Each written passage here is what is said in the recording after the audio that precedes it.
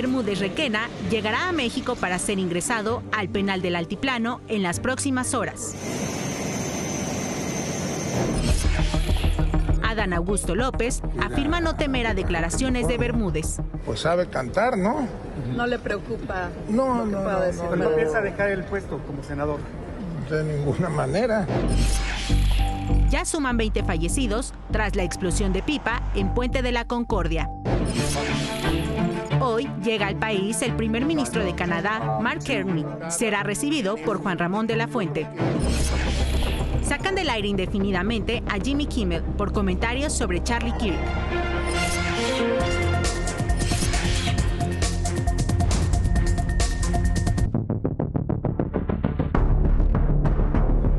Una semana y un día de la explosión de una pipa de gas LP luego de volcarse en el Puente de la Concordia en la alcaldía de Iztapalapa, la Secretaría de Salud de la Ciudad de México ya actualizó de nuevo la cifra de fallecidos a 20.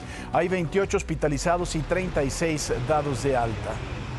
A la lista también se suma Eduardo Romero, un joven repartidor por aplicación de 30 años. El día de la explosión, su INE fue encontrada entre los escombros. Él estuvo hospitalizado en el Magdalena de las Salinas, mientras su familia pedía donadores de sangre y de plaquetas. ¿Y qué sabemos de la mujer que murió y nadie reconoció? Según informes médicos, tenía quemaduras en más del 80% del cuerpo y estaba en el Hospital Magdalena de las Salinas en estado crítico. Desde el accidente fue ubicada por su tatuaje, que tiene en el brazo derecho con la palabra Laurel, y además tenía otro en la espalda en forma de corazón. Según versiones, la mujer vivía en situación de calle bajo el mismo puente en donde ocurrió la explosión. Sin embargo, a pesar de su muerte, nadie la reclamó y hasta ahora sigue siendo un misterio su nombre y su edad. Ayer se dieron a conocer más detalles de cómo sucedió el accidente. Esto fue lo que dijo la fiscal de la Ciudad de México, Berta Alcalde Luján. Ha colaborado con investigación y venía de Tuxpan, Veracruz, en donde cargó y se dirigía a una gasera en la alcaldía Tláhuac para descargar.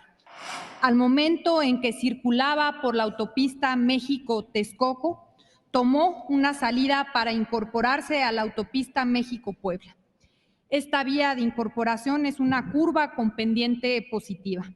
Al entrar en la curva, el vehículo perdió el control y se impactó contra el muro de contención exterior. Inmediatamente después cambió de dirección y tuvo un segundo impacto con el muro de contención interior. Justo en ese lapso se observó la volcadura del contenedor de gas que quedó tendido sobre la carpeta asfáltica.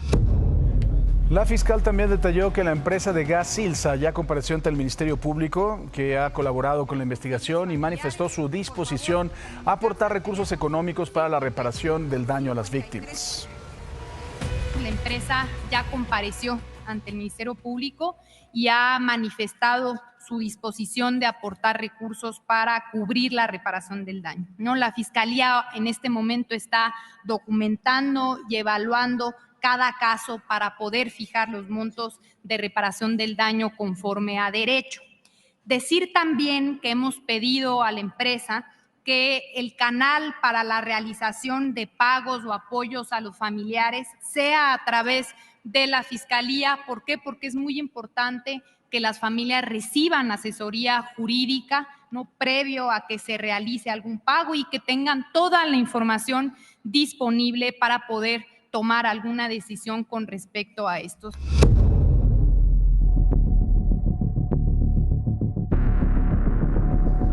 Y miren, los accidentes de pipas continúan, lo cual nos debe llevar a una reflexión de lo que está sucediendo. Ayer hubo uno en Zacatecas sobre la carretera federal 45, dejando como saldo al conductor muerto, 3 más heridos y muchos daños materiales. 4 unidades de carga pesada también se vieron involucrados, de las cuales una de ellas transportaba materiales químicos. En este caso se suma ya también a otro choque que ocurrió el martes por la madrugada, en el que se vieron involucrados 2 camiones de carga pesada que conducían a exceso de velocidad. Eso nos tiene que llevar de verdad pues a que hay que hacer una nueva revisión de las condiciones en que estos transportes circulan por las carreteras de nuestro país.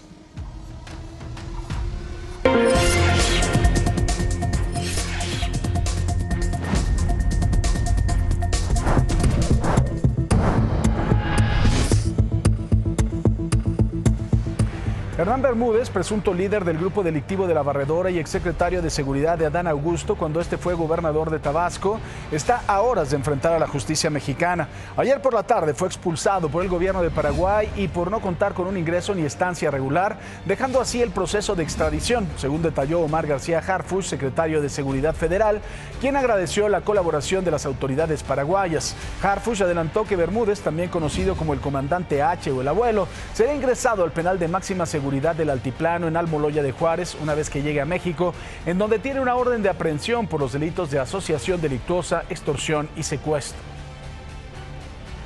Así fue como el comandante H salió de Paraguay poco después de las 2 de la tarde, hora del centro de México. Lo entregaron a las autoridades mexicanas en Asunción, esposado y con un chaleco blindado. Lo subieron a una aeronave Bombardier Challenger 605 con matrícula XB-NWD, propiedad de la Fiscalía General de la República, el cual ha transportado ya también a otros delincuentes distinguidos, ¿no?, como el Chapo Guzmán o su hijo Ovidio, al exdirector de Pemex Emilio Lozoya, pura rata. Hernán Bermúdez está por iniciar su regreso a México. En un principio se esperaba que tras salir del aeropuerto internacional Silvio Pettirossi en Asunción llegara a Cozumel, Quintana Roo, pero el viaje fue desviado e hizo una escala en el aeropuerto del Dorado en Bogotá, Colombia. De acuerdo con el portal de rastreo de vuelos FlightAware, que da seguimiento al itinerario de Bombardier Challenger 605, partirá a las 7:20 de la mañana, hora de Bogotá, y estaría llegando al aeropuerto de Tapachula en Chiapas a las 8:37 de la mañana, hora de México. De ahí se prevé que lo trasladen al aeropuerto de Toluca o al Felipe Ángeles para después ser llevado al penal del Altiplano en el Estado de México. En más de este caso, Hernán Bermúdez, presunto líder de La Barredora, no es el único detenido de este grupo criminal que operaba en Tabasco. Recordará que el pasado 23 de julio fue capturado Ulises Pinto, alias El Mamado, identificado como segundo al mando de La Barredora y quien se acogió al criterio de oportunidad de la FGR para colaborar y dar información sobre su jefe, el comandante H. Por su parte, Adán Augusto, coordinador de los senadores de Morena, aseguró que no tiene miedo de que su exsecretario de Seguridad cante una vez de que enfrente a la justicia mexicana. Lo dijo con un poco de sarcasmo y yo supongo que con un poco de congoja, la congoja en la garganta, ¿no? Cuando fui gobernador nunca recibí un aviso, una notificación del actuar que ahora señalan en Bermúdez. ¿Y si Bermúdez canta, senador? Pues sabe cantar, ¿no? ¿No le preocupa? No. ¿No piensa dejar el puesto como senador? De ninguna manera.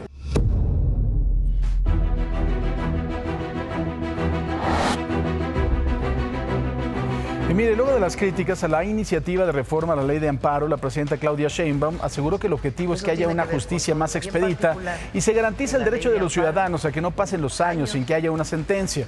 Añadió que también se pretende limitar las facultades de la figura del amparo, ya que dijo, actualmente la ley permite que aún sentencias de la Suprema Corte sobre un caso puedan volver a amparar. Por supuesto, se defiende al ciudadano frente al acto de autoridad, que eso es muy importante en la ley mexicana, en la norma mexicana, pero que se haga más expedito, que sea más rápido las resoluciones. Eso tiene que ver con todas las leyes que se están modificando y en particular en la ley de amparo, que sea más expedito todo el procedimiento y al mismo tiempo que cuando hay una sentencia firme, pues no vengan otra vez años para la ejecución de la sentencia. Hablando de la reforma a la ley de amparo, durante la sesión de ayer, la mesa directiva del Senado, junto con las comisiones de Justicia, de Hacienda y de Estudios Legislativos, turnaron precisamente a comisiones esta iniciativa con la intención de escuchar a especialistas, organizaciones y ciudadanos. El senador de Morena, Javier Corral, aseguró que no habrá fast track y debatirán con responsabilidad los alcances de la suspensión del amparo, la nueva definición de interés legítimo y el impacto en casos vinculados con la delincuencia organizada, entre otros puntos.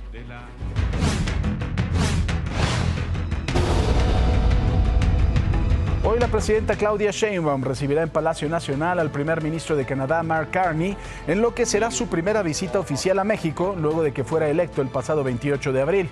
Estará 2 días y se prevé que ambos mandatarios profundicen en temas como la relación bilateral, reforzar la prosperidad de América del Norte, así como seguridad, infraestructura, inversión, energía y comercio.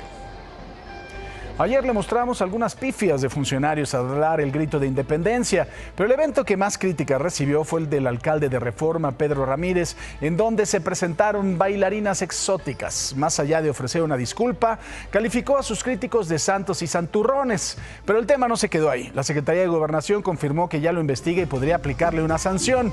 En el evento se usó la bandera nacional por parte de una de las bailarinas para sus movimientos exóticos, incluso con niños presentes, por lo que esto violaría el reglamento de uso de los símbolos patrios, que es la ley del escudo, la bandera y el himno nacional. La sanción podría ser una multa que supera el $1,000,000 y cárcel por hasta 36 horas. Viejo payaso, no es que sea uno santurrón, viejo tonto, es que hay que hacer las cosas en el lugar adecuado. Si a usted le gusta eso, a mí me da exactamente igual. Pásese usted lo que quiera, vaya usted a un table dance, gaste su dinero, pero no tiene usted por qué hacer eso con las fiestas patrias y menos con niños presentes. Santurrona, quizás su abuela. No, bueno, no, porque también lo dio a usted, que tiene pinta de bastante idiota. Mire, ¿qué le parece si nos vamos a Guadalajara esta madrugada? Información importante. Israel Orozco, buenos días, Israel. Mi querido Paco, muy buenos días, qué gusto saludarte. Te presento a continuación dos hechos relevantes en materia de seguridad en esta guardia nocturna. El primer hecho nos traslada hasta la colonia San Pedrito del municipio de San Pedro Tlaquepaque. Aquí un hombre de unos 40 años recibió un disparo en el abdomen, fue llevado de urgencia a un hospital del municipio. Lo que nos dijo la policía es que este hombre estaba siendo auxiliado por otras personas que lo ayudaron a reparar su vehículo. Cuando sujetos armados llegan, intentan despojarlo de su vehículo y de sus pertenencias, y este hombre, al resistirse al asalto, le disparan sin que los asaltantes lograran concretar el robo. De momento, pues la salud de esta persona se debate entre la vida y la muerte. El segundo hecho, estamos precisamente ubicados en el cruce de Hidalgo y Federalismo, en la zona centro del municipio de Guadalajara. A mis espaldas, la presencia pues de la policía vial y también de la policía municipal, quienes atendieron un percance donde al menos 3 vehículos participaron. De momento y por fortuna, déjame decirte que no hay personas lesionadas. Sin embargo, el hecho ya es atribuido a un agente del Ministerio Público para que haga lo correspondiente con las investigaciones y deslinde responsabilidades, ya que de momento se sabe que esto se produjo al parecer por un semáforazo. De momento, esta es la información que te presento en esta guardia policíaca.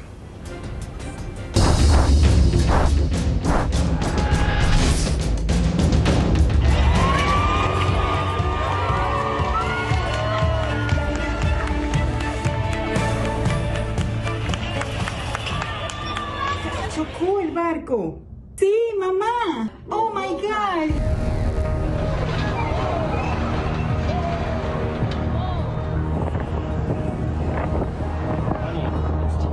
We don't know what's happening.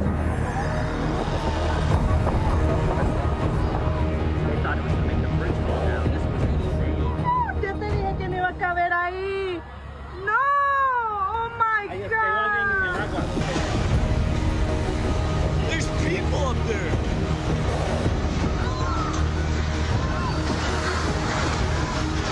Shit.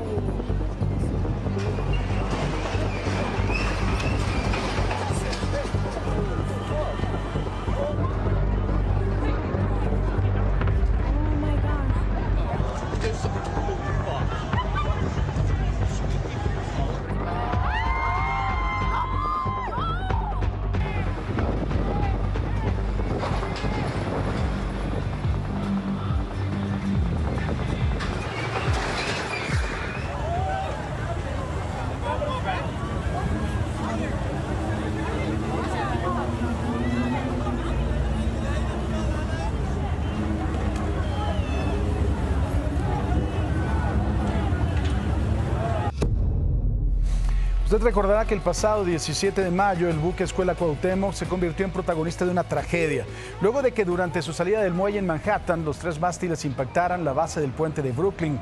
Transportaba 277 marinos, de los cuales 2 murieron y 20 resultaron heridos. Se habló de una falla del motor al atorarse la reversa, pero todavía no hay una versión oficial de lo que realmente ocurrió. Pero ¿por qué hablamos de este caso? Porque ayer el buque Cuauhtémoc reanudó operaciones, de acuerdo con el Consulado General de México en Nueva York.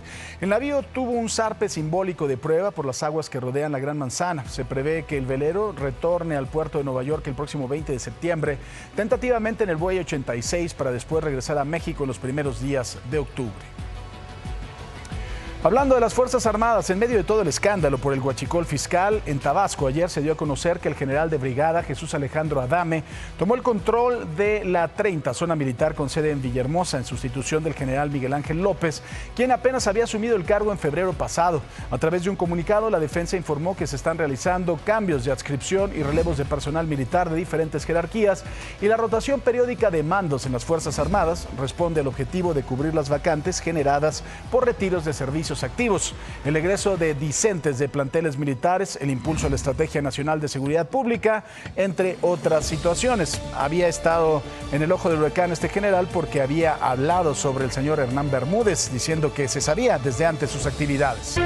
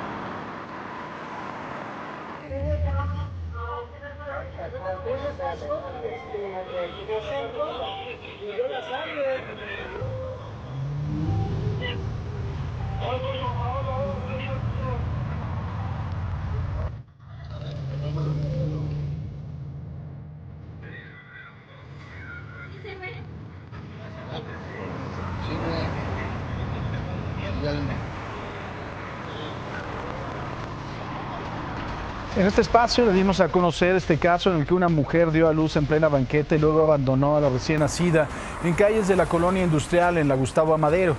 Hasta el momento la salud de la prematura se mantiene reservada. La Fiscalía de la Ciudad de México tiene abierta una carpeta de investigación por el delito de omisión de auxilio de cuidado dirigida en contra de quien o quienes resulten responsables. El chofer del vehículo ya rindió su declaración. Se dio a conocer que el hombre que transportaba a la mujer es en realidad un conductor de taxi por aplicación. Fue identificado como Arturo y en el video viral es quien aparece pasándole papel a la mujer.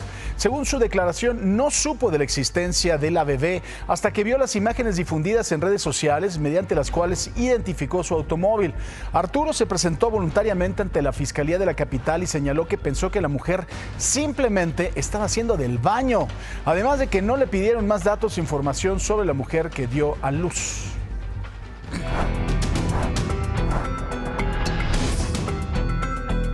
Y las malditas ratas del día. En Monterrey, un violento asalto a plena luz del día. Un hombre que acababa de retirar 2 millones de pesos fue interceptado por 2 sujetos quienes lo despojaron del dinero antes de huir. Malditas ratas asquerosas.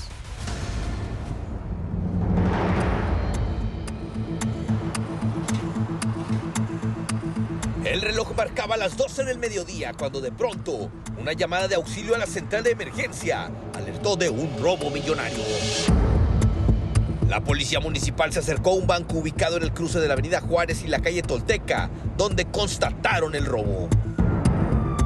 Una fuente nos informó que este atraco ocurrió justo en el interior de este estacionamiento. La persona acababa de salir con el maletín cuando los delincuentes se acercaron a él, lo amagaron y posteriormente lo amarraron para huir con lo robado. Personal de investigación de la policía de Guadalupe llegó y se entrevistó con la víctima, de quien no se revelaron datos personales. Indicó a las autoridades que acababa de retirar 2 millones de pesos y que se dirigía a su vehículo, cuando de pronto fue interceptado por un par de sujetos, ambos con cubrebocas y uno de ellos con gorra. Tras despojarlo de su dinero, huyeron hacia la avenida Juárez. Más tarde llegaron elementos de la Agencia Estatal de Investigaciones y comenzaron con las indagatorias en torno a lo ocurrido. Hasta el momento no se tienen pistas de los delincuentes.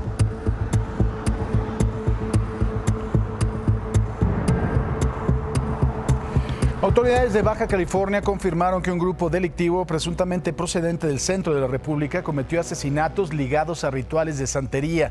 Vecinos de la zona señalaron que este tipo de hechos violentos han ocurrido con cierta frecuencia en la ciudad, evidenciando un patrón de violencia ritualizada que preocupa mucho a la comunidad. Vea qué historia, ¿eh?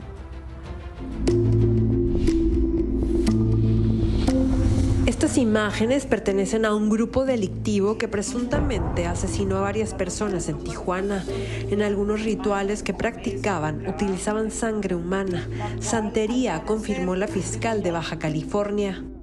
Al exterior de esta casa, en un fraccionamiento cercano al centro de Tijuana, realizaban rituales relacionados con santería, donde se cometían hechos delictivos. Primero asesinaban a las personas y después utilizaban la sangre de estas. Nos privaron de la vida y fueron encontrados los cadáveres aún maniatados de 3 personas cubiertos de bolsas de plástico, trasladados a bordo de un vehículo Buick color arena tipo vagoneta. Estas personas presentaban huellas de haber sido degollados. Aquí cabe mencionar que esta persona, apodado en Santero, directamente participando con otras 2 personas, habían llegado de fuera del estado, no son de este estado, tenían poco tiempo aquí, apenas meses, y trataban de establecer su liderazgo criminal aquí en Baja California, específicamente en Tijuana, inclusive hacer sus actividades apoyados en la santería. Un grupo criminal procedente del centro de la República Mexicana que busca protección a través de estos rituales. Una célula del crimen organizado se mueve, viene con todo. No es que diga, yo dejé allá mis cosas, vengo con todo esto y esto porque esto es mi esquema de protección. De alguna manera, ellos tenían altares en sus espacios, sean bodegas, sean hoteles, sean lo que sea. Ellos pueden justificar que lo hacían por una serie de cosas, ¿no? Porque tenían que rendir tributo a estas figuras de protección. Vecinos de la zona dicen que estos hechos violentos siempre se han registrado en la ciudad. Sí, se miraba. Sí, todo el tipo es efectivo. Sí, sangre humana con animales, que ahora están saliendo más a la luz, pues todavía. Según datos de la Fiscalía, es la primera vez en este 2025 que identifican y capturan a sospechosos, quienes ahora enfrentan cargos por uno de los crímenes hasta ahora más violentos registrados en Tijuana.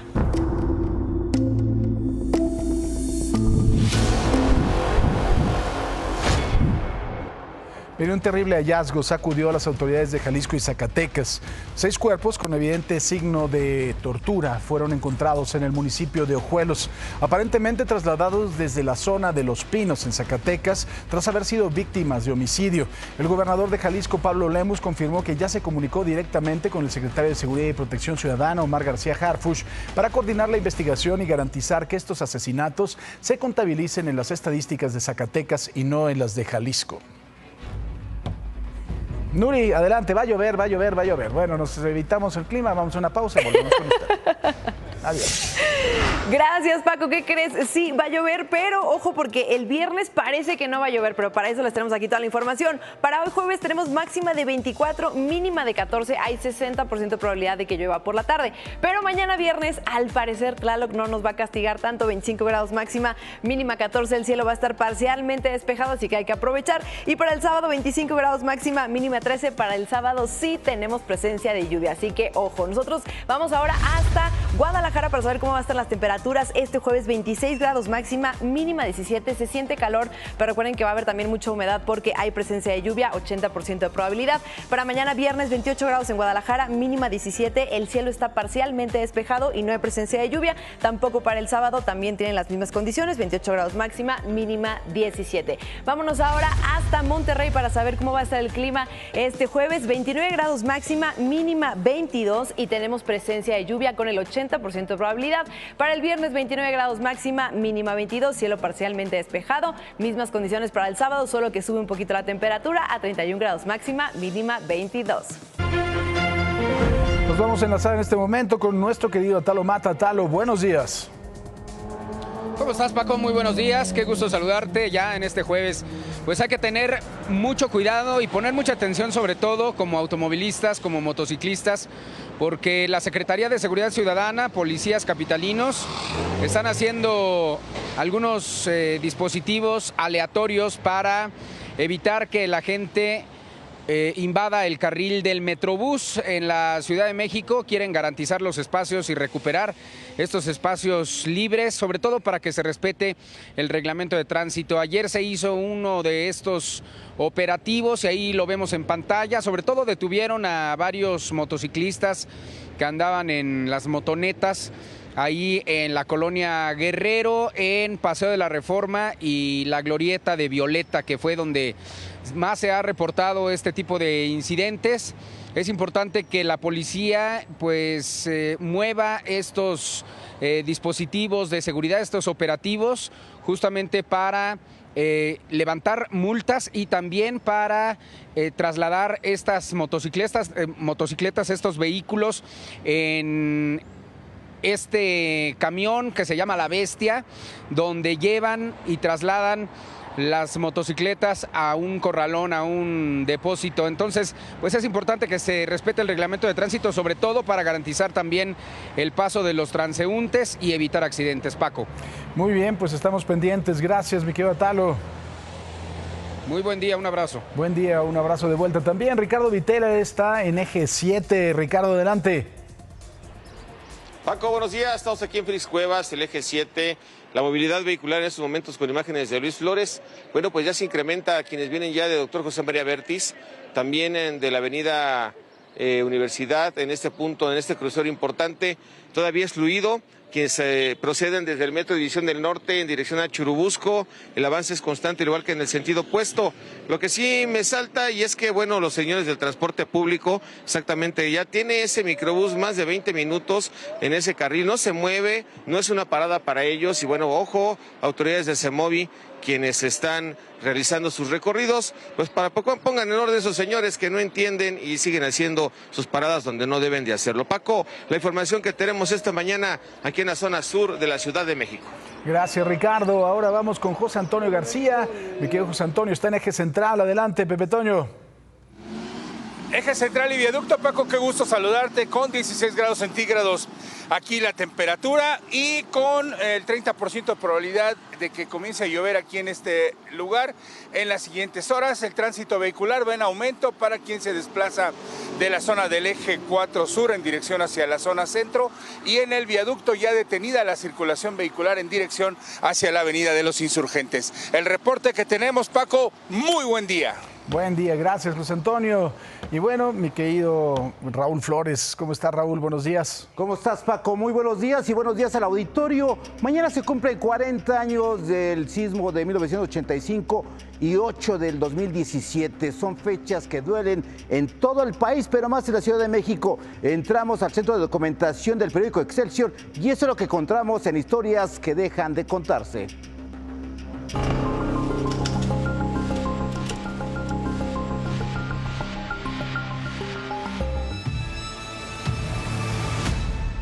Este 19 de septiembre México recuerda dos heridas abiertas que marcaron la historia de la Ciudad de México, los sismos de 1985 y 2017.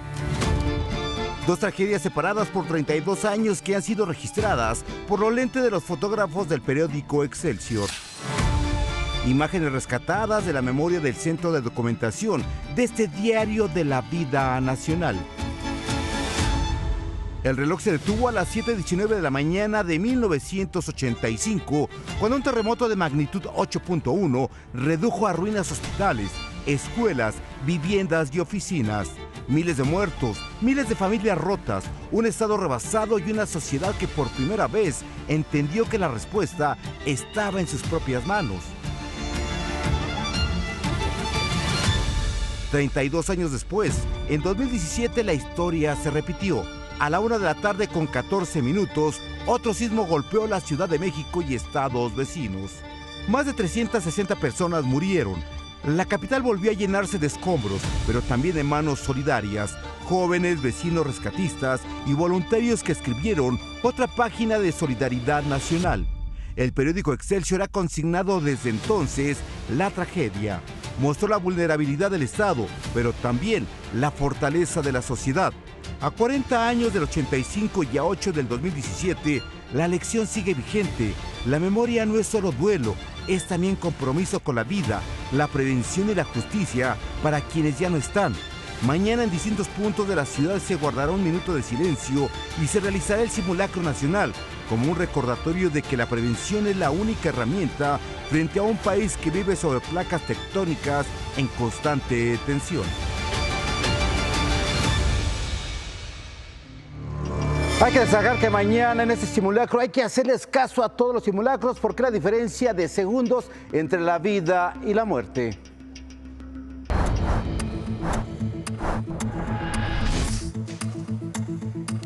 Bueno, hablando del simulacro nacional, manténgase atento porque la alerta llegará a 80 millones de celulares de todo el país, incluso hasta las zonas rurales. Así lo adelantó la presidenta Claudia Sheinbaum. El nivel de penetración del celular, o sea, la cantidad de personas que tenemos un celular, ya es muy alta en nuestro país, incluso en zonas rurales. Entonces, a lo mejor no tienes una alarma cerca de tu casa o no sonó la alarma del sistema estatal, pero sí tienes el celular en donde te alertan para que puedas tomar todas las precauciones. Entonces, hay mucho avance y hay que seguir trabajando en ello. La logística para este segundo simulacro es el siguiente. Será a las 12 del mediodía y se tomará como caso hipotético un sismo de magnitud 8.1 con epicentro en Lázaro Cárdenas, Michoacán. La señal de alerta sísmica será transmitida a través de más de 14,000 altoparlantes, además de 100 estaciones de radio y 11 televisoras. Una vez que suene la alarma, 5 cóndores de la Secretaría de Seguridad Ciudadana sobrevolarán la CDMX, tal y como ocurre en una situación real. Además, diferentes estados también tendrán simulacros por causas diferentes. En Campeche, Yucatán, Sonora, Quintana Roo y Baja California Sur será un simulacro por huracán. En Durango, Guanajuato y Tamaulipas, incendio urbano, y Baja California por tsunami.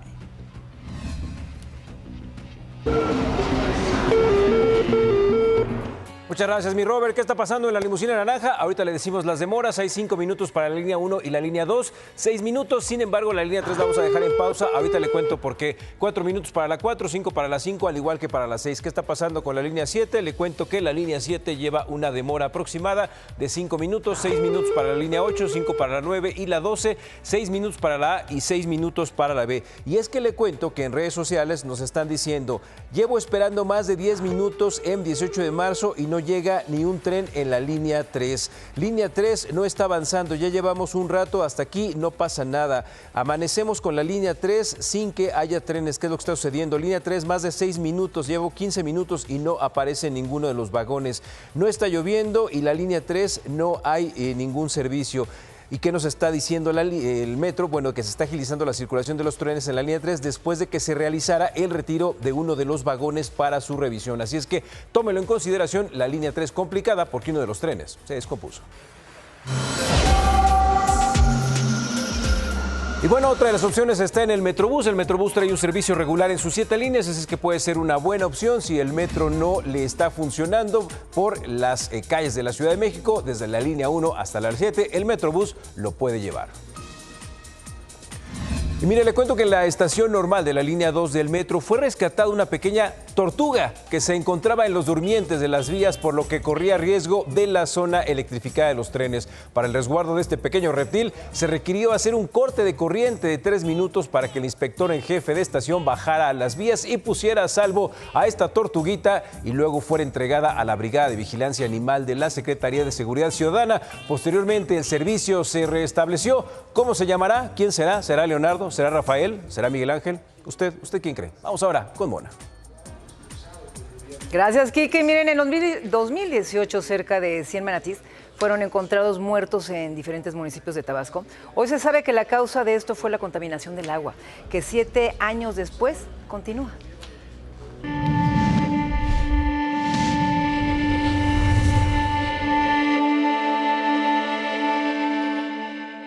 Los ríos, lagunas y arroyos de Tabasco siguen siendo el cementerio de los manatíes.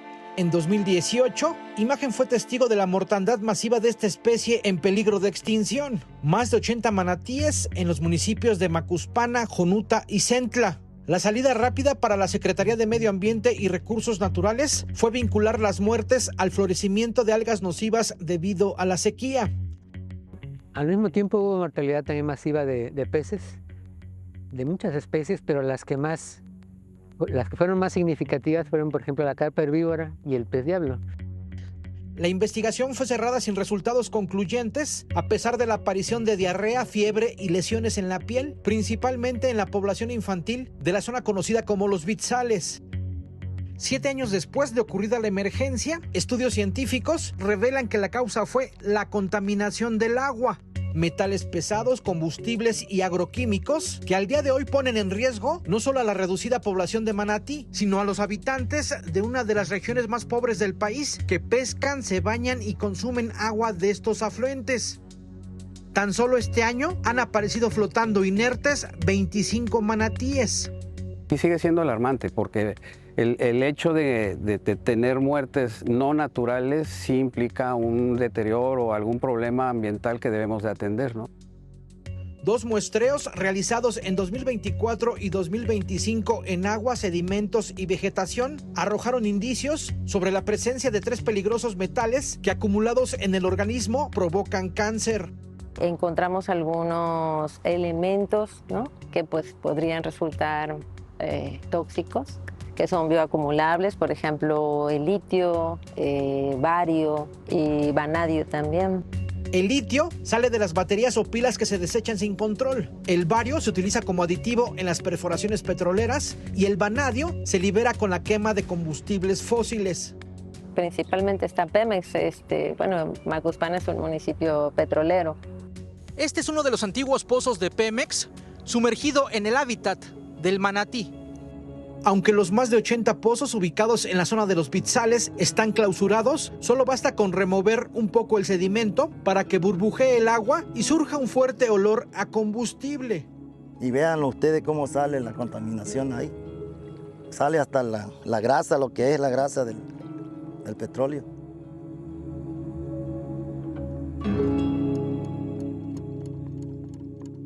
Y Daniela Abigail Arrieta Sánchez, de 15 años, pide de su apoyo para ser donantes de sangre y plaquetas. Ella padece de leucemia, tendrá que acudir al Hospital Centro Médico Nacional 20 de noviembre y como parte de los requisitos tienen que ayunar mínimo 4 horas antes y durante ese lapso se recomienda que tomen mucha agua. Pesa más de 50 kilogramos y ser mayor de edad también. Podrán acudir de lunes a viernes de 7 a 11 de la mañana, por la tarde de 3 a 6, los sábados y domingos de 7 a 11 de la mañana. Mérida, Yucatán enfrenta una crisis silenciosa. Niños de apenas 12 años, fíjense, consumen cristal y fentanilo. Según el Centro de Integración Juvenil, la edad de inicio en drogas ha descendido de manera alarmante. Antes era alcohol, tabaco, marihuana, hoy la metanfetamina domina y el fentamino. Aparece también incluso en jóvenes que desconocen su consumo. Además, el consumo entre mujeres adolescentes adultas ha crecido hasta un 50%, reflejando la vulnerabilidad social y falta de programas de prevención. Mientras tanto, la alcaldesa Cecilia Patrón Laviada mantiene a la policía enfocada en tránsito, dejando que el crimen organizado inunde la ciudad de drogas. Imagínense. Pues es momento de irnos a la información de los espectáculos. Ya son las 6 de la mañana con 54 minutos. Y miren, Fátima Bosch, Miss Universo México 2025, aseguró que trabaja en sí misma para representar con orgullo a su país en el certamen internacional que se va a realizar el próximo 21 de noviembre allá en Tailandia. La tabasqueña de 25 años destacó su compromiso con causas de paz, de justicia, educación y altruismo y señaló la importancia de empoderar a niñas y mujeres para que se reinventen y luchen por sus sueños. Bosch afirmó que llevará su corazón y su país al concurso usando su voz para quienes han sido silenciados y mostrando autenticidad y cercanía a través de su plataforma. Todo el éxito que te acompañe, mi querida Fátima, desde aquí, todos los mexicanos. Mira, suerte, venga. Hoy en día las mujeres podemos soñar con ser lo que queramos, llevar esa fuerza para todas las niñas y mujeres que nos están viendo, que sepan que no están solas, que no las define su pasado, su presente y mucho menos su será. Que lo único que las define es lo que tienen en el corazón y que en el momento que ellas quieran se pueden reinventar, salir adelante, darlo todo y reconstruir su vida siempre.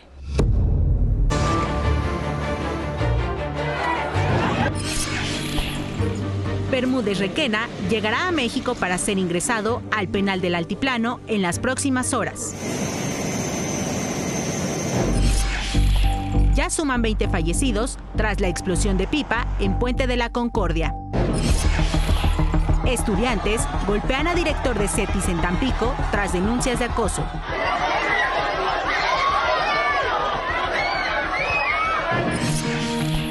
Habla chofer del vehículo de la mujer que dio a luz en las calles de la Gustavo Amadero. Denuncian maltrato animal en Charreada de San Luis Potosí.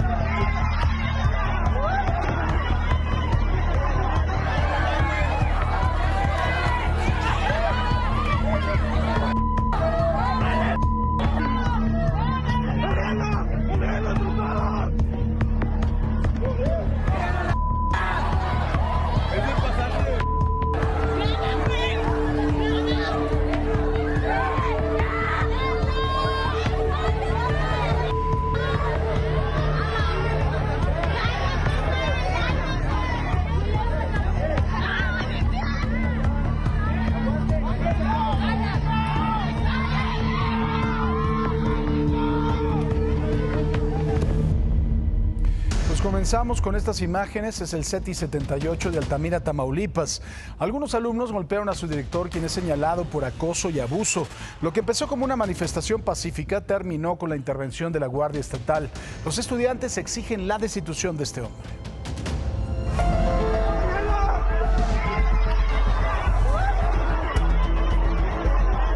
Así fue como estudiantes del CETIS 78 en Altamira, Tamaulipas, agredieron a su director, Julio, tras una protesta que terminó en actos de violencia por presuntos casos de acoso contra alumnas y personal del plantel por parte del docente a cargo. La manifestación, que inició con un reclamo estudiantil, escaló cuando los jóvenes comenzaron a romper vidrios y ventanas y mobiliario del edificio administrativo, para después golpear al directivo hasta derribarlo.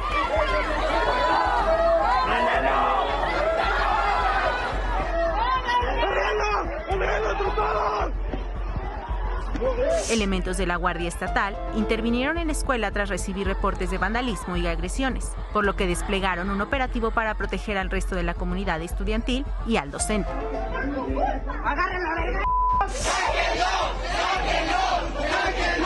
Hace apenas unos días, el 13 de septiembre, se habían presentado denuncias de acoso laboral y escolar en contra del mismo director, una de ellas ante la Comisión de Derechos Humanos. Además, en 2020, maestros ya lo habían señalado por acoso, desvío de recursos y otras irregularidades. Por su parte, las autoridades aseguraron que darán seguimiento a las denuncias y recopilarán testimonios para determinar las sanciones correspondientes contra quienes resulten responsables.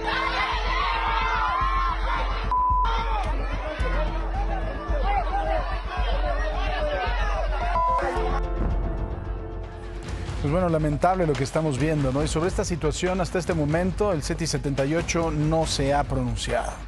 Mientras tanto, en la capital, el pasado viernes, alumnos del CETIS 10 y del Colegio de Bachilleres Plantel 20 protagonizaron una riña que habría dejado a un joven herido. Tras el enfrentamiento, comenzaron a circular en redes sociales amenazas dirigidas en contra de estudiantes del Bachilleres 20, lo que generó temor entre la comunidad.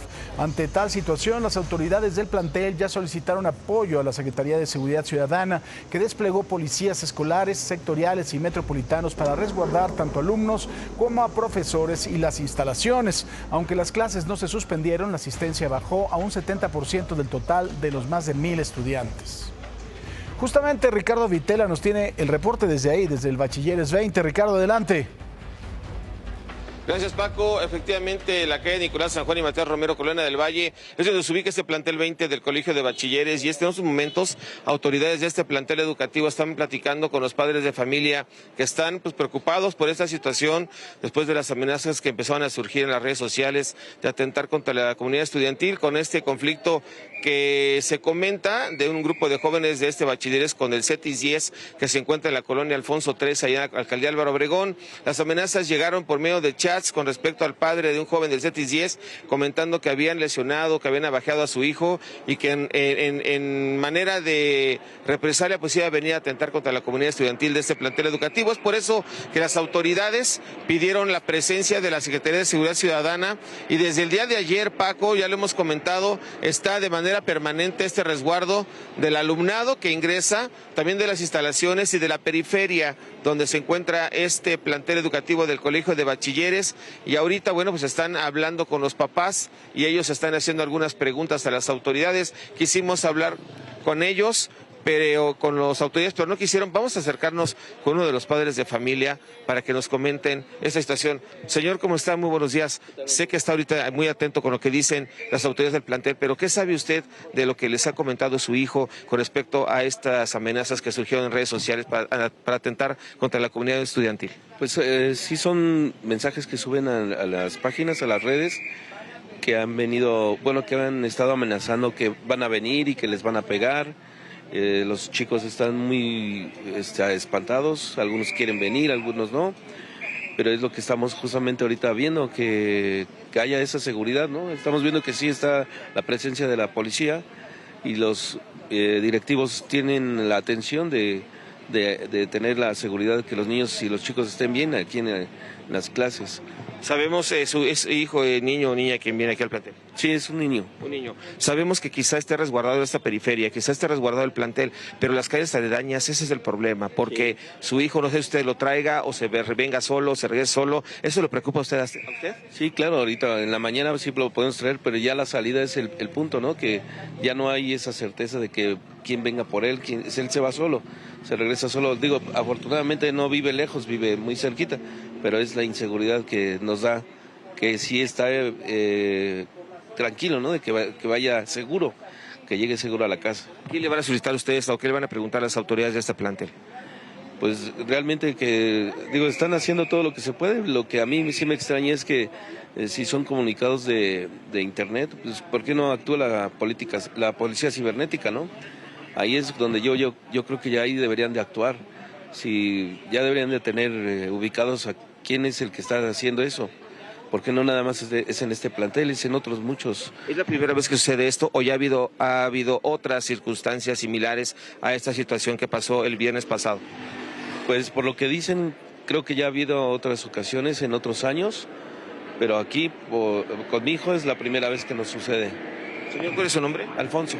Bueno, José, muchas gracias y lo dejamos para que esté atento con nosotros. Muchas gracias. Mira, Paco, pues es el testimonio de los papás. Están preocupados, sí, es obvio por esta situación de las amenazas en las redes sociales, pero como se lo comenté, el resguardo quizá esté aquí, pero las calles aledañas, cuando los niños salen y se van hacia el metro, muchos que se van solos a sus casas, ahí está el problema. Ojalá, como dice el señor, la policía cibernética haga su trabajo también, empiece a investigar de dónde proceden este tipo de mensajes en las redes sociales. Y bueno, pues ya terminó la plática con las autoridades y eso es lo que está pasando en el Bachilleres 20. La vigilancia aquí va a estar permanente por parte de las autoridades de la Secretaría de Seguridad Ciudadana de la capital del país, Paco. Muy bien, pues estamos muy pendientes. Gracias, mi querido Ricardo. Un abrazo, Paco, buenos días. Otro de vuelta, pero miren, no son las únicas agresiones que se registraron. Nos vamos ahora a Monterrey. Un estudiante de 17 años fue detenido tras presuntamente agredir a una compañera dentro de la preparatoria técnica médica. La joven, quien sufrió una patada en la cabeza sin motivo aparente, cayó al suelo y fue trasladada al hospital universitario en donde está internada. El presunto agresor, identificado como Leonardo, fue asegurado por policías municipales y quedó a disposición de las autoridades, mientras los padres de la víctima, por supuesto, lo que exigen es justicia. Enfermo este. En otros temas, una videocámara de seguridad captó el momento en que una camioneta se estrelló de forma violenta en contra de las bombas de una gasolinera sobre la carretera Manzanillo-Cihuatlán, en el municipio de Manzanillo. El accidente dejó 2 empleadas heridas y causó también daños materiales. Según reportes iniciales, el conductor presuntamente estaba alcoholizado. Las imágenes muestran cómo la camioneta pierde el control y destruye la parte frontal del vehículo, así como la infraestructura cercana. A pesar de la gravedad del impacto y de que las víctimas quedaron tendidas en el suelo, personal de la estación, que resultó ileso, activó los protocolos de seguridad necesarios para evitar una posible explosión.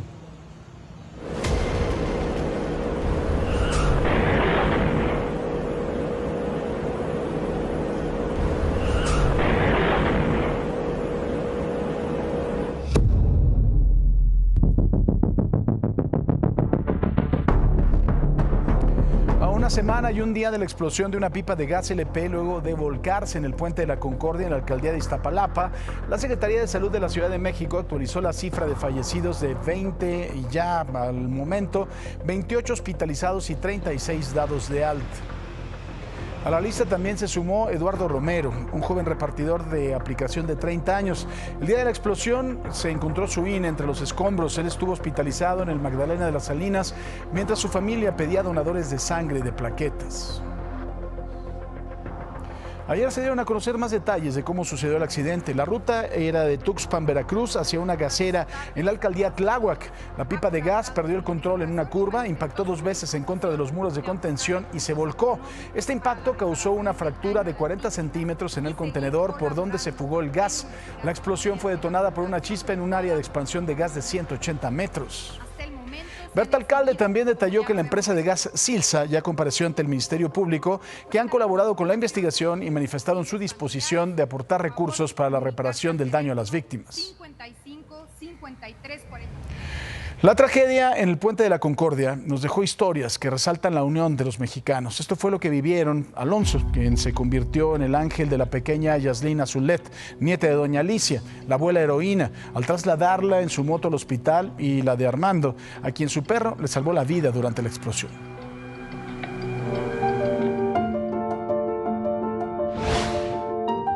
¡Quítate! ¡Ey! ¡Ey! Alonso Segura es el motociclista que apoyó al oficial Sergio Ángel Soriano Buendía en el rescate y traslado de la nieta de la señora Alicia Matías. Así recordó aquel momento. Yo lo que hice fue sacar una navaja de mi canguro y empezamos a cortar su ropa de la niña, ¿no? Sergio pues, tomó la decisión, ¿no?, de llevarla al hospital, y mi esposa le dijo pues, que te lleve a Alonso. Fue un recorrido de 2 minutos hacia el hospital, donde Alonso dice no pudo contener su desesperación, pues sabía que la niña necesitaba ayuda urgente y comenzó a gritar. ¡Niño quemado! ¡Niño quemado! Le deseo lo mejor a la niña y a la familia, ¿no? Que quise hacer más, pero no pude. Una semana después, Alonso regresó a la zona cero para buscar tranquilidad y seguir apoyando a otras personas. Así fue como se encontró con un grupo de vecinos que ofrecía comida a Armando y su perrito Zeus, ambos en situación de calle y que con la explosión perdieron al resto de sus amigos. Con cariño, Armando recordó los apodos de quien asegura le extendieron la mano cuando comenzó a vivir en la calle. Por apodos, pues era el peor que decían Barbas, el otro chino, el otro era como si su pareja, pues era la flaca y le decían el señor. En las listas de lesionados, ellos eran las personas sin identificar, los sin nombre, pero para Armando eran su familia. La familia con quien vivía debajo del Puente de la Concordia y se dedicaba a vender fierro viejo. Armando compartió con Imagen Noticias que el miércoles llegó con Zeus a su choza, donde estaban sus 5 amigos, y uno de ellos le pidió que fuera a vender material que habían recolectado por la mañana. Pero yo traigo un perrito, un husky, que adopté de la calle. Entonces yo lo amarré, yo me fui, no tardé mucho, fueron por mucho unos 10 minutos en lo que fui y regresé, pero pues cuando regreso ya no encuentro a mi perro. Ya estaba roto el lazo y todo, y yo le pregunto a mi compañero, oye, mi perro, es que se rompió el lazo y se echó a correr. Armando expresó, aún con voz temblorosa, que se fue a buscar a su perrito y que lo encontró en un puesto de tacos a unas calles de distancia del puente. Dijo que mientras estaba ahí, escuchó la explosión y corrió de vuelta para averiguar qué había pasado y si sus amigos estaban a salvo. Sin embargo, al llegar a su choza, ya no quedaba nada. Literal, como si hubiera desaparecido el puesto, ya no estaba nada de ellos, o sea, yo los busqué, la verdad, pues yo los busqué. Armando recordó que cruzó la calle y se sentó en la banqueta. Después ya no pudo hacer más. Aunque alrededor había personas quemadas pidiendo ayuda, él dice que ya no reaccionó hasta horas después para recibir malas noticias. Fue así como un día que me dijeron que ya habían, bueno, que 3 de mis compañeros sí habían fallecido, sí. Bueno, ya habían morido calcinados y otros 3, bueno, los otros 2, la verdad, se fueron graves, que era una mujer y un chavo. Y hoy, pues, una vecina de aquí de la zona me dijo que, pues sí, que pues ya le habían dado la noticia de que sí ya habían fallecido. Literal quedé yo nada más y mi perro. Tras la explosión, Armando, sin otra alternativa, siguió viviendo debajo del puente. Ahí un grupo de vecinos solidarios llegó para apoyarlo. Decidimos venir a ofrecerle un poco de comida, su perrito está enfermo, ofrecerle atención médica, pero bueno, ya por fortuna ya una familia se llevó al perrito, ya está internado y ahorita estamos viendo cómo lo vamos a ayudar a Armando. Zeus permanece en el veterinario. A Armando le ofrecieron un espacio para pasar la noche. Se han acercado y me han ofrecido, pues sí, una casa, un taco y hasta un trabajo, ¿no? Y la verdad yo estoy muy agradecido. Rodeado de vecinos de Santa Marta, Armando se cambió los tenis, que por cierto ya le incomodaban para caminar. Preparó su maleta y se fue para pasar la noche bajo un techo. Atrás dejó un par de tenis rojos y el lugar donde compartió momentos con los amigos que no ha vuelto a ver. No me quedo más que con lo bueno de ellos y pues prenderles una veladora y pues que estén bien, ojalá y donde estén, y pues yo siempre les voy a estar agradecido aquí pues porque ellos fueron los que me brindaron el apoyo cuando yo lo ocupé.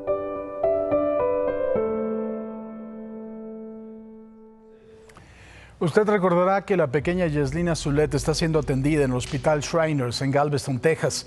Ayer para Imagen Noticias, su mamá, Yasmín Carrillo, dijo que ha respondido favorablemente a las cirugías que le hicieron y le colocaron férulas en sus manitas para evitar deformaciones. A Zulet está en cuidados intensivos ya que tiene quemaduras en el 30% de su cuerpo.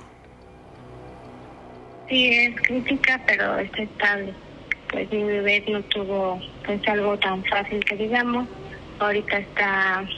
lo que ella tiene pues sí es muy grave, pero pues la tienen estable y gracias a Dios mi bebé tiene ahora sí un progreso más de lo que estaba anteriormente. De hecho ahorita mi bebé estaba con ella, está despierta, me está viendo, así que pues sí, ahorita sí, gracias a Dios me permiten estar cerca de ella y convivir con ella un rato.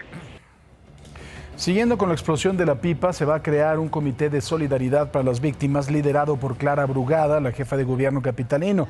Va a recolectar donaciones y garantizará la transparencia de los fondos. Además, exigirá justicia y la reparación integral del daño para los afectados.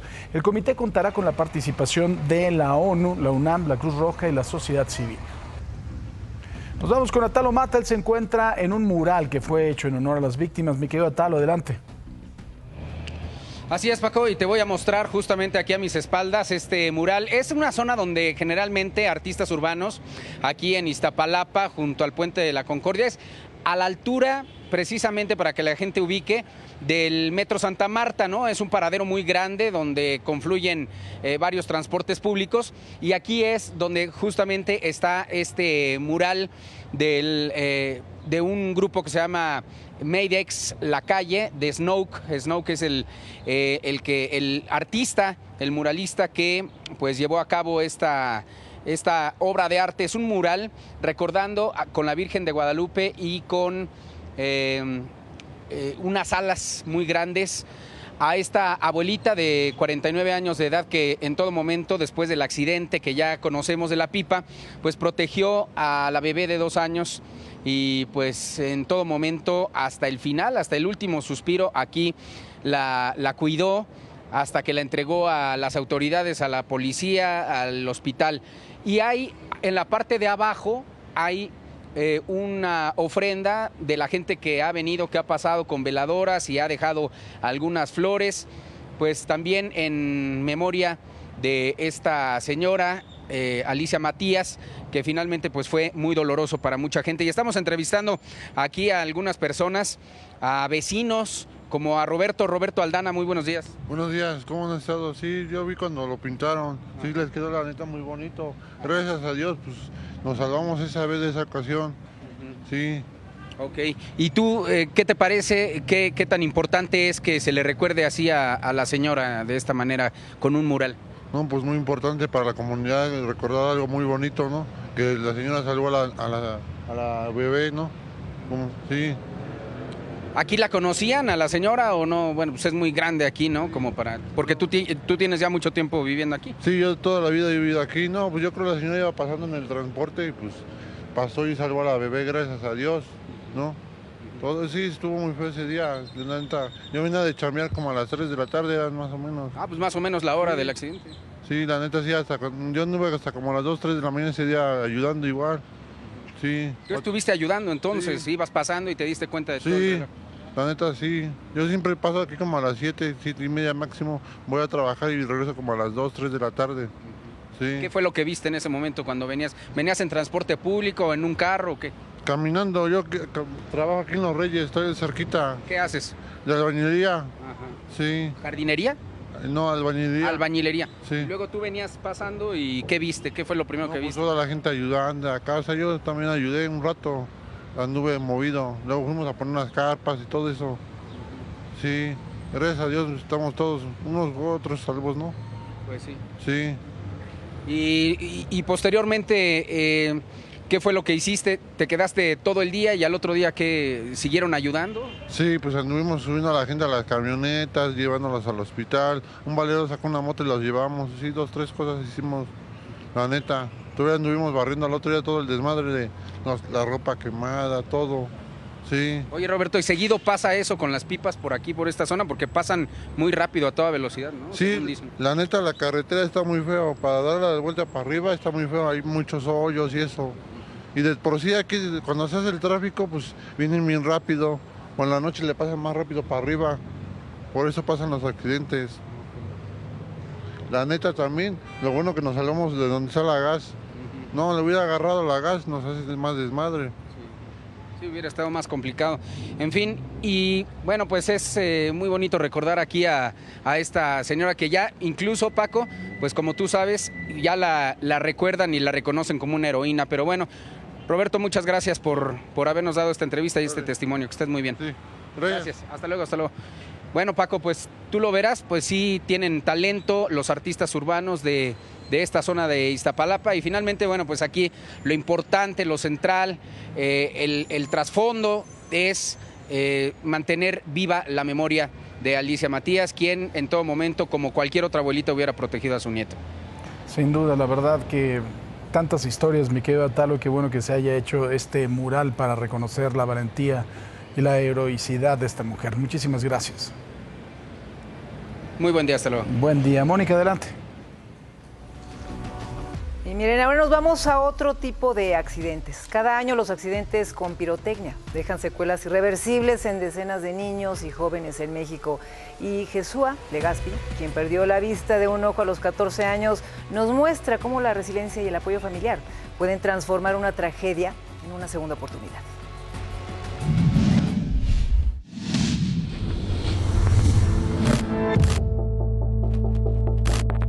Varias veces lloré en mi cuarto solo por culpa, o sea, no por tristeza de decir, ay, me dolió el golpe y ya no estoy viendo, no, sino solo por culpa de decir, ahora por mi culpa ellos se sienten culpables, pero solo por mi desobediencia.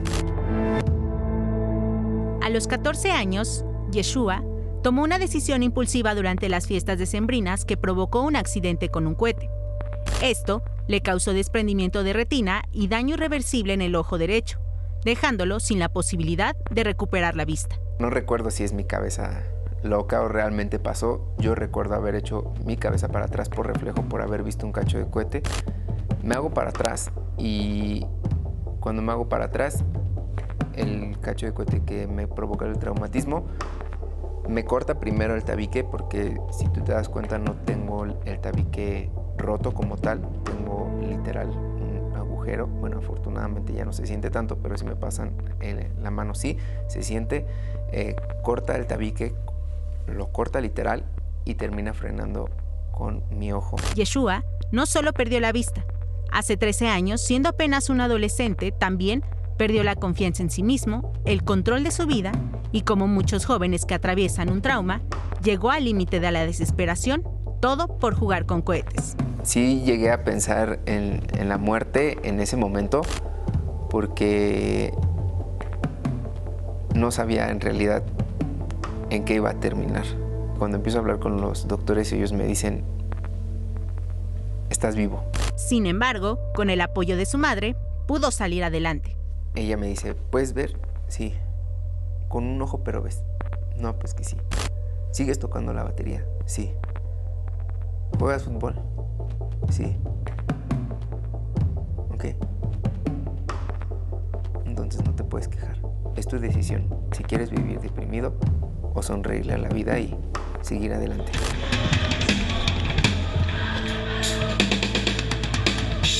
Al día de hoy, como te comento, juego fútbol, toco la batería y al día de hoy manejo. De 2003 a 2024, en México existe un promedio de 34 accidentes con pirotecnia al año, donde 6 de cada 10 víctimas de estos incidentes son niños y niñas de entre 5 y 14 años de edad.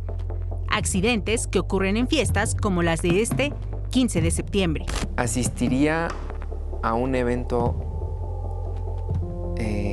donde truenen cohetes. Sí lo he hecho.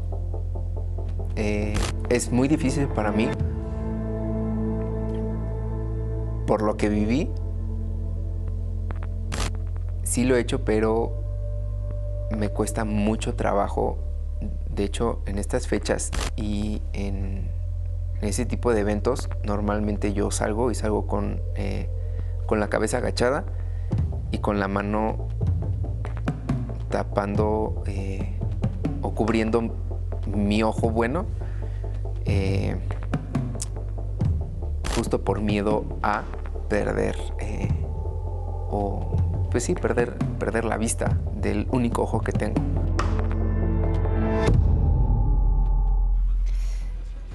Es por esto que autoridades de salud, seguridad, alertan y hacen un llamado a madres, a padres de familia sobre el riesgo de accidentes por pirotecnia durante las fiestas patrias, ya que los accidentes aumentan en estas fechas, siendo niñas, niños los más afectados, por lo que se recomienda mantenerlos alejados de cohetes, de palomas, luces de bengala, no almacenar fuegos artificiales en casa, en autos, además de estar en todo momento bajo la supervisión de un adulto. Paco. Vamos a hacer una pausa, pero más adelante el exsecretario de Seguridad de Tabasco, Hernán Bermúdez, viene en camino a México. Su vuelo que inicialmente iba a Cozumel hizo escala en Bogotá y ahora se dirige a Tapachula para después ser llevado al altiplano en el Estado de México. Ya tenemos toda la información también en Mesa de Senadores.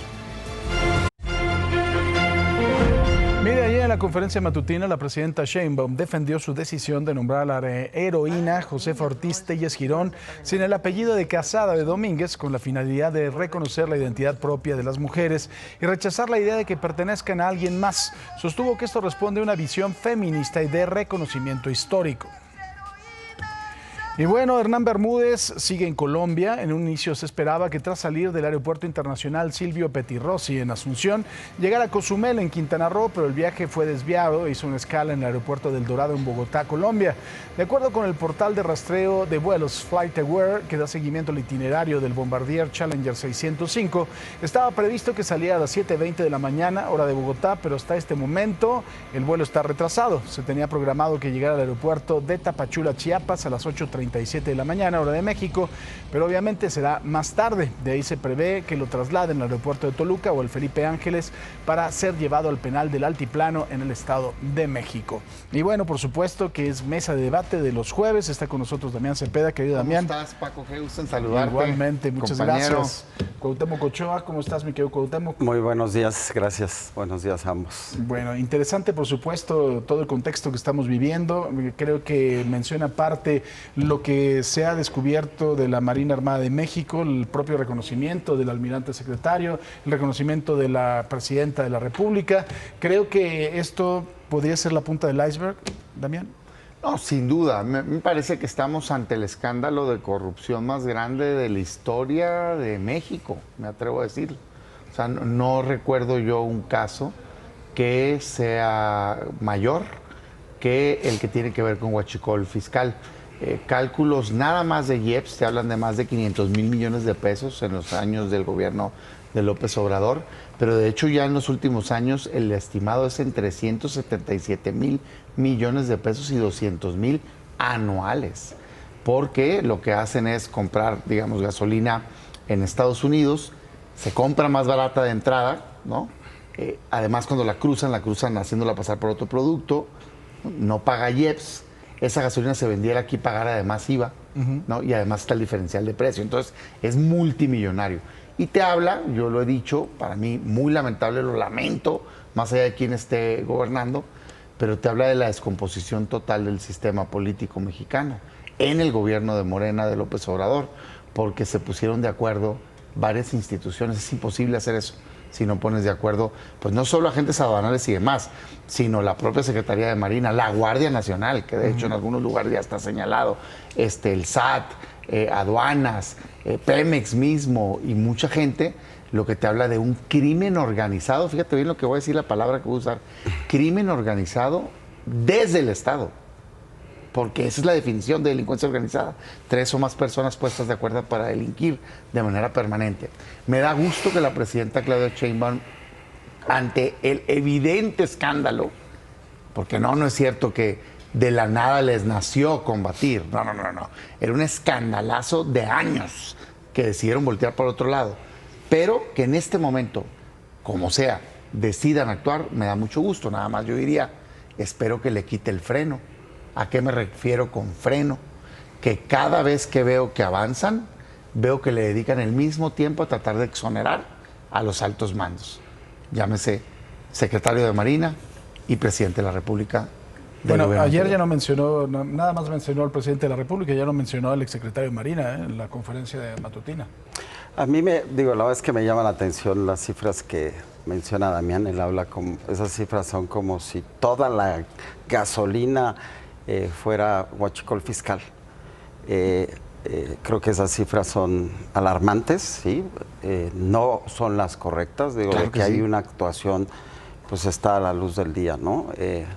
Pero él no habla, como nunca lo hace, del trabajo que hace hoy la estrategia de seguridad de Omar García Harfuch, la fuerza con la que presidenta Claudia Sheinbaum ha enfrentado pues este tema que claro que es doloroso y claro que afecta al movimiento, pero hoy se ve que la estrategia de seguridad está funcionando. Hoy los 14 involucrados que ya están siendo condenados, que fueron 5 exagentes aduanales, 5 marinos, un ex marino, 3 empresarios.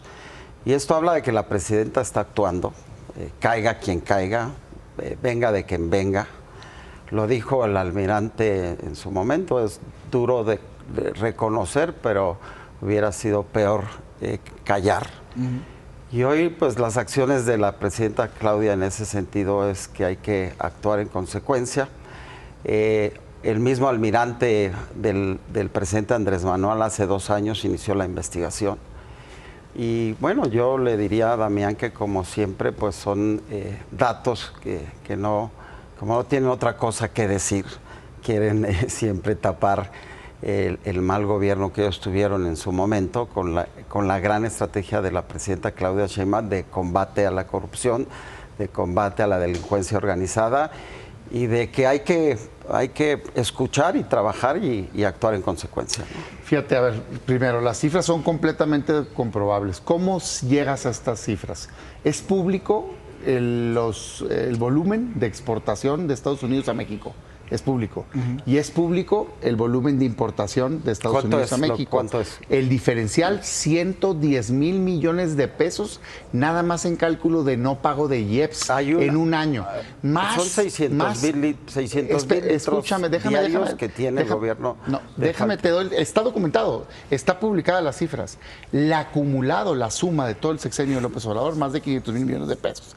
Pero no solo eso, hay una estimación de asociaciones de gasolineros y de agentes aduanales que han hecho públicos sus estimados. ¿Por qué?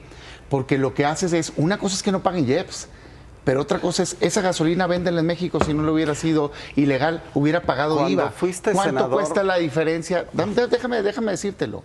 Está documentado, o sea, la cifra ni siquiera está controvertida, ¿eh?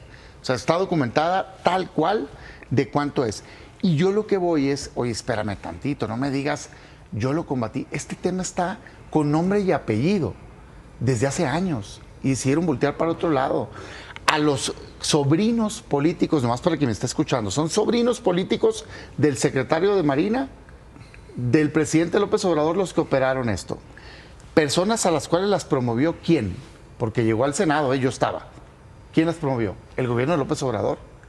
Se sabía, hace 3 años hay una escrito en medios con nombres y apellidos.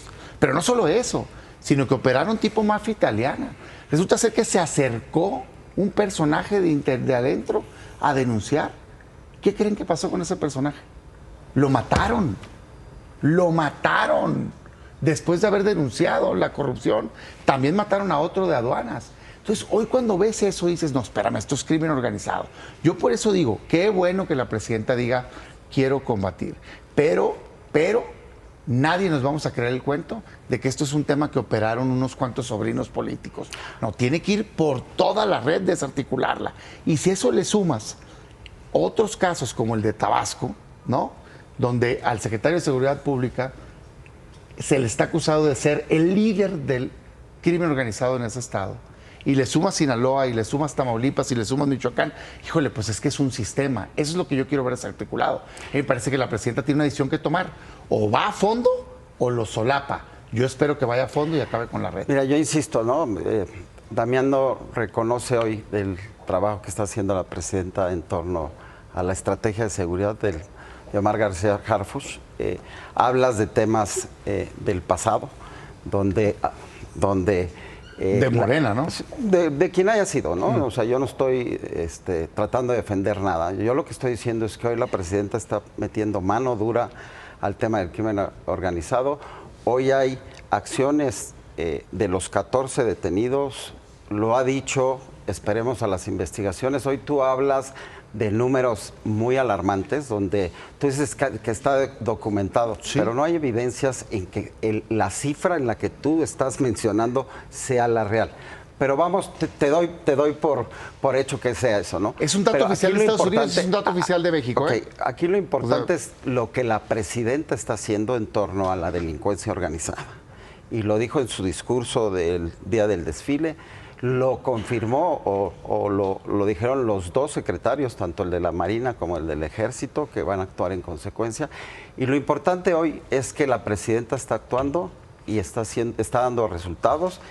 Y lo más importante es que está dando frente a lo que hoy representa este tipo de acciones, ¿no? A ver, yo sí reconozco que hay un giro en la estrategia de seguridad pública. No reconozco que tengan un resultado en disminución de violencia porque es una manipulación de cifras la que han hecho. Esa es la verdad. Pero sí pareciera que hay un sector de Morena diciendo queremos diferenciarlos. Lo que yo digo nada más es que se topa. Se topa. Es que, a ver, o sea, ¿tú quieres que haya más? Pues es que hemos venido hablando del tema, Damián. O sea, tú hace 6 meses no le dabas crédito a la estrategia de seguridad de la presidenta Claudia Sheinbaum. No. Hace 6 meses decías que la presidenta no actuaba en consecuencia. Hoy los resultados que ha venido dando, los 14, simplemente los 14 involucrados, el tema que tú estás hablando. Con todo respeto, pero es que yo no puedo aplaudir. Ella lo ha dicho claro, ¿no? Vamos a esperar a lo que dicte la investigación. Fíjate, ni siquiera está haciendo nada. Ni siquiera se Damián. ponen de acuerdo en sus posturas. Pero ¿quién no se pone de acuerdo? La presidenta y su equipo. Déjame decirlo. Las acciones las hace unas semanas dijeron que este asunto, no, es que la Marina lo autodenunció. ¡Ah, de veras! O sea, tú que lo operaste y tú que empoderaste a quienes hicieron el tema, me vas a decir ahorita el cuento de que hace 2 años tú pediste una investigación. Muy bien, ¿y por qué no hicieron nada, güey? ¿Por qué dejaron que continuara entrando no hay nada, el combustible ilegal? Dame un segundito. Ayer, hace 2 días, dice la presidenta, no, espérense, es que esta investigación empezó en marzo. ¿Ah, cómo?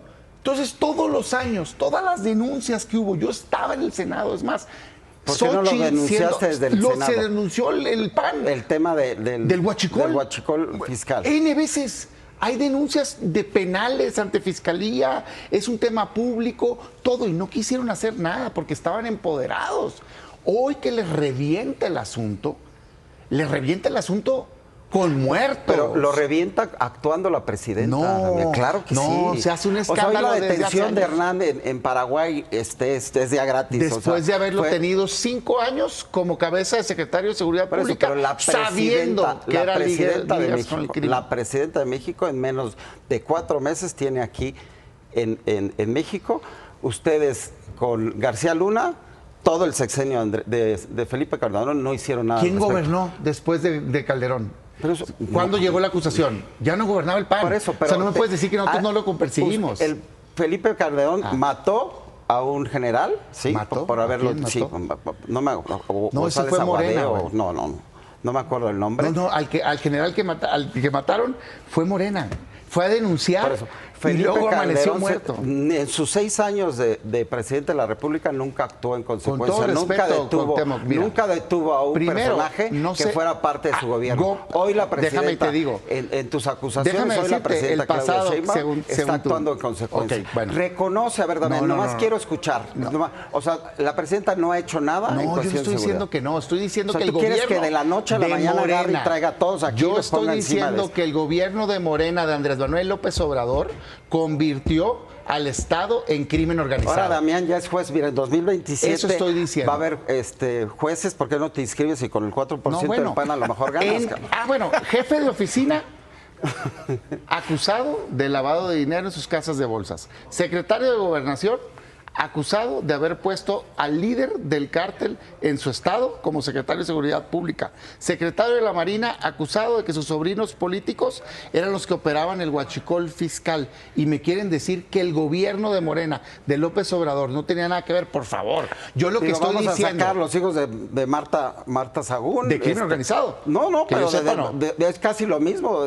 Saquearon al país. Okay. O sea, si tú tienes una acusación de corrupción de cualquier persona, Claudia Sheinbaum no ha hecho nada. Sí, creo que está haciendo. O sea, de la noche a la mañana quieres que ella acabe con la delincuencia que inició Felipe Calderón. No, el crimen organizado del huachicol lo inició Morena. Ni siquiera se podía importar gasolina y diésel. No, pero había huachicol, había otro tipo de huachicol. No en esta dimensión. Bueno, claro, yo con todo respeto, pero que yo sepa, no se le ha acusado a ningún gobierno del pasado de organizar células de crimen organizado. Y como ningún gobierno del pasado ha traído delincuentes de su mismo partido a ser juzgados. Metieron al bote un montón de gobernadores, perdón, pero sí. Ustedes no. El gobierno del PAN metió, en el caso de Veracruz, al exgobernador de Veracruz. ¿A quién? En Chihuahua, al exgobernador de Chihuahua.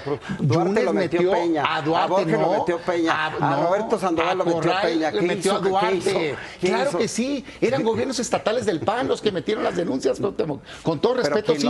Y también gobiernos locales y gobierno federal. También. Entonces, cuando dicen que no ha habido en el pasado responsabilidad, es más, un presidente metió al hermano de otro expresidente en pasados gobiernos, no del PAN. Pero claro que ha pasado en el país y qué bueno. Lo que hoy yo digo es, oye, este problema es muy grave, hay que actuar. Me da gusto que la presidenta esté abriendo investigaciones. Qué bueno. Yo lo único que digo es que al mismo tiempo exonera a los jefes. Porque al día siguiente de cuando hicieron la detención... Cuando la presidenta lleva apenas casi un año de ser y ha actuado en el tema de huachicol, delincuencia organizada y como lo ha dicho, caiga quien caiga. Sí, nomás que actos seguidos salen a decir no hay manera que el secretario de Marina... Lleva 10 meses, bueno, pues, 11 meses. Entonces que no diga eso. Porque cuando sale ¿Por qué no te esperas? Porque hace 6 meses decía que no iba a hacer nada. ¿Y por qué no se espera y que no lo exonere? Ayer mismo, ¿qué dijo el presidente López Obrador? No. Todos sabemos que no tiene nada que ver. Ah, bueno, entonces no va a haber investigación. No, como no vino Mancera y no viene a hacer su chamba, tengo que mandar una pausa. Está muy interesante esta discusión y por supuesto la vamos a retomar la próxima semana. Cuauhtémoc, gracias, Damián, muchísimas gracias. Damián. Nosotros hacemos una pausa, regresamos con más, no se vaya. Esto es Imagen Noticias. El momento agradable del día de saludar a mi querida Paola Rojas. Mi Pau, buenos días. ¿Cómo estás, Paco? Muy bien. Qué bueno, Paco. Vamos a tener el seguimiento a la expulsión de Paraguay del exsecretario de Seguridad de Tabasco, Hernán N., presunto líder de la barredora, que ya está por llegar a México para enfrentar a la justicia. Además, esto que reveló la Fiscalía de la Ciudad de México sobre el accidente de la pipa en Iztapalapa, que chocó 2 veces antes de volcar. Toda la información importante aquí en unos minutos y me va a encantar, Paco, que me acompañen. Aquí estaremos, por supuesto, mi Pau. Besos. Pensé que Claro, te ibas a despedir así nomás. Nunca. Y dije, ¿cómo? ¿Y la reconciliación para cuándo? Seco nunca. Nunca. Ah, no, ni yo, ¿eh? No. Muchos besos, Adiós. Adiós.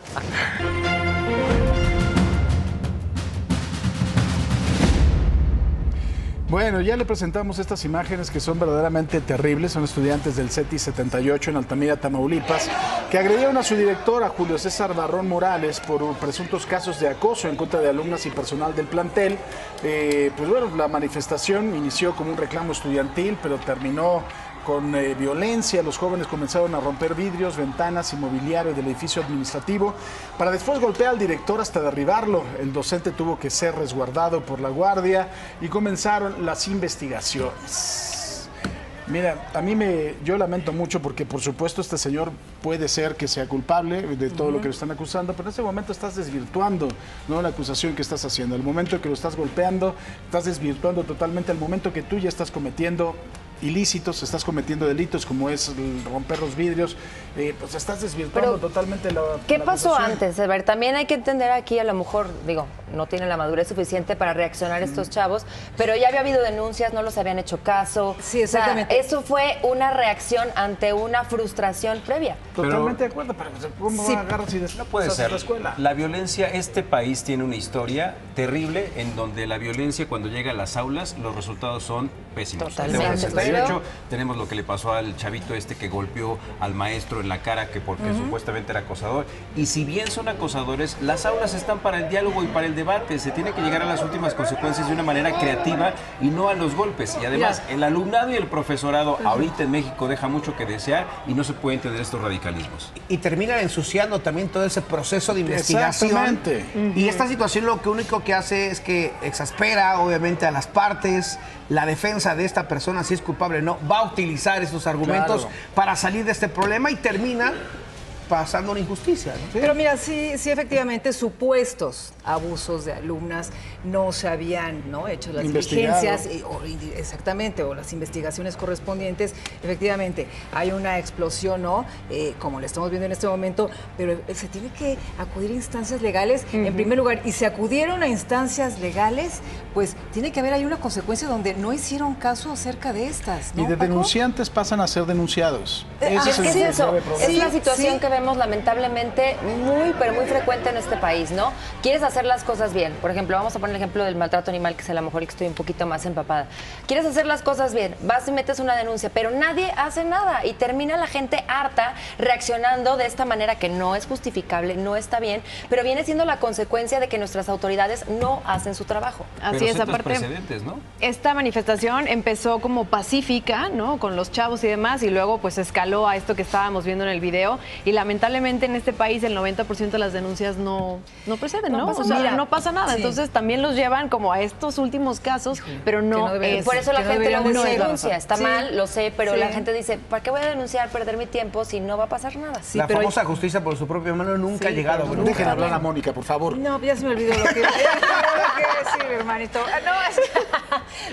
Pero no, tienen razón. En verdad, no. Me refundo en su fundamento. No sé, exactamente. Sí. Como No, una me refundo en el me fundamento refundo en el del fundamento, sí, porque fundillo, ustedes en el y sí fundillo. había. Pero déjenla, porque anteriormente. Mona luego trae datos, Ok. porque sí, No, hermana, pero adelante. No, dejemos hablar a Nuri, porque en verdad por eso- mi Nuri es Porque se va a una casar. mujer No te quiero, inteligente, es una No, los mujer quiero, muy, los quiero. no, Muy no, poblana, los quiero. muy poblana.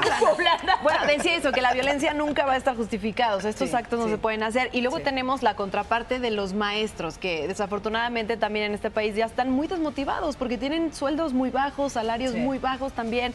Entonces, ven este tipo de cosas que todos los alumnos se le van a al maestro o al director, también eso no Qué era nada bárbaro. justo. Como las frases que dices, casi nos haces llorar a todos. Y va Eso, a llover. Nuri. Adiós. Hoy sí, dicen que